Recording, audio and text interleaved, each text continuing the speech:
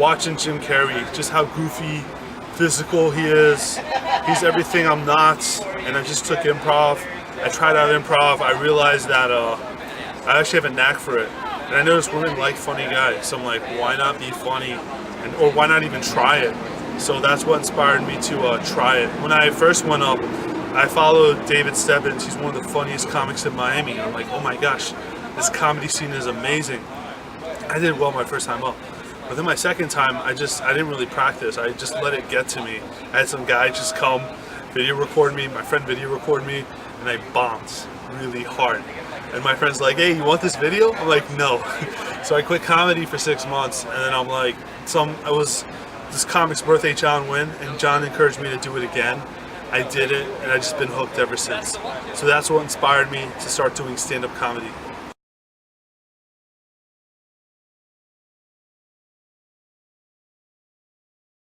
Super nervous. I had no idea what to expect.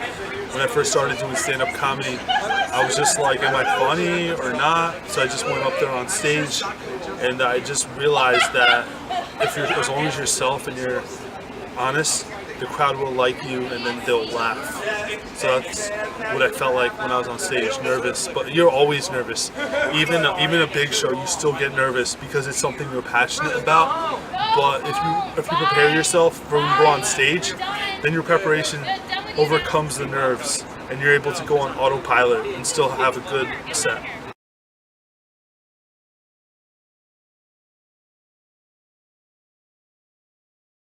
Anything from Stephen Wright. I just think one-liners are the hardest thing to write because it takes so much timing, so much perfection.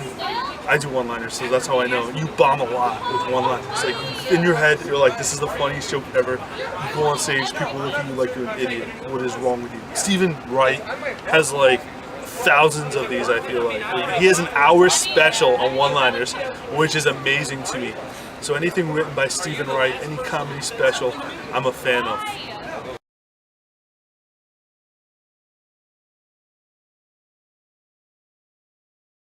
Probably Living Color. I mean, Jim Carrey with Living Color, that was his thing. It's just like a white guy in a world of black man, and he still stood up. He stuck in. It was, he like blended in. That was impressive how he was able to pull it off. It's like Jim Carrey transcends other comedians to me, and that's what got me really into comedy. I mean, Saturday Night Live, I used to like it when Will Ferrell was in it. He was super goofy. I like Kenan Thompson from Saturday Night Live. And that's really it. I really don't watch sketches anymore because Saturday Night Live is usually when I do comedy instead of watching Saturday Night Live, actually. I actually like Me, Myself, and Irene. That was super funny. And then, yeah, just how that like lying thing, they just made a joke about it. I like Hitch, if you count that as a comedy. It was great to see something unrealistic actually happen. She's out of my league. I like that. I like stories where the dorky guy gets with a girl, because vicariously I'm hoping that happens to me one day. Friends. I like Friends because it's super goofy and super weird. Saved by the Bell was cool too.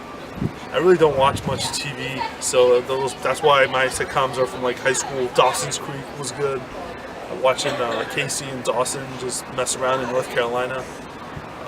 That's really it for sitcoms.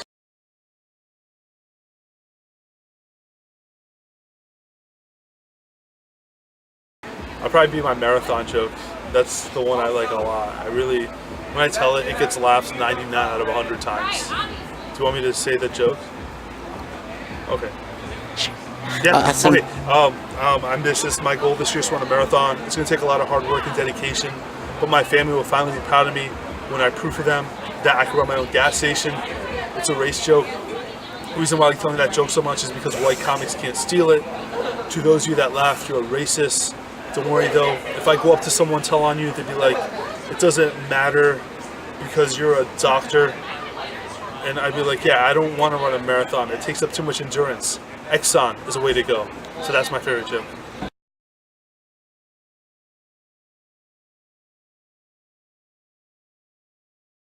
I would choose Matt Derndak. I just like his cerebral, sarcastic, roasting nature of comedy, and he's easy to get along with.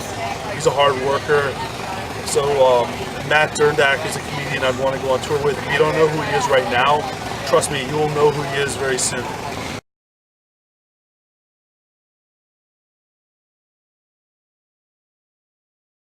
Patrice O'Neal, George Carlin, Dave Chappelle, Chris Rock, and David Ross. Those are the comedians I want to get roasted by. Oh, one more. Alright, yeah, I know, my accounting degree is paying off right here.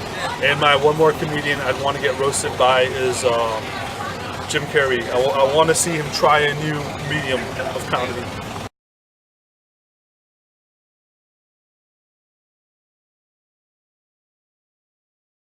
Hosting, but I really love comedy that much. Writing, I'm probably writing for TV. That would be, or a movie. I really want to do comedy. Comedy is really all I want to do. But if someone said, put a gun to my head and they're like, pick something else, I would pick writing for a comedy show or TV.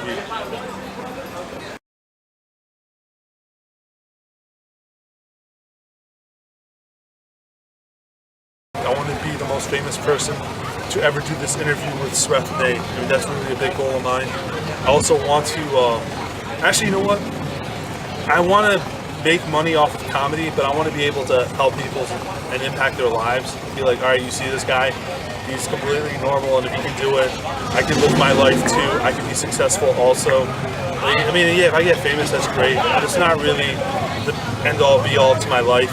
The reason why I do stand-up comedy is because I enjoy it. I really like making people laugh. I even like the struggle of comedy, even the bombing. I even joke about it. I love bombing because I'm Pakistani. The States is the only place where I can do it and not get in trouble.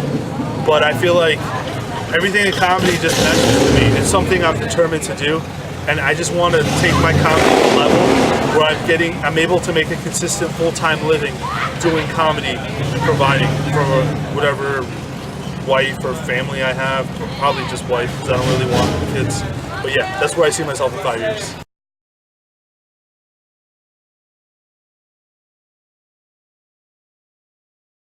You can find me online on my website, ineedfasil, fasil.com. It's not a joke. And then on social media, just go on Facebook. Facebook's at Fasilicious or at I Need Fasil. Either one of them, you should be able to find me. Twitter, Instagram, at Fasilicious. Fasilicious is where you can find me.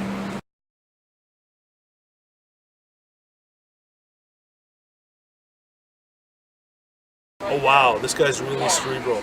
I want people to see a joke that they would have never thought of from that point of view. I want people to learn from my comedy. That's the experience I want them to take. Like, wow, this guy's funny, he's smart, I want to be like him.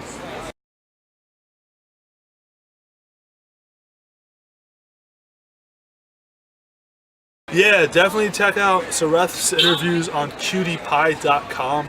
I mean, just listen to it. It sounds like Cutie Pie, like right off the bat. It's like super masculine or feminine and attractive. So if you're male, female, whatever, you're gonna love his interviews. And I feel like every interview you can relate to, and it can even teach you life lessons. So definitely check Sreth out on QtiePie.com, especially this interview.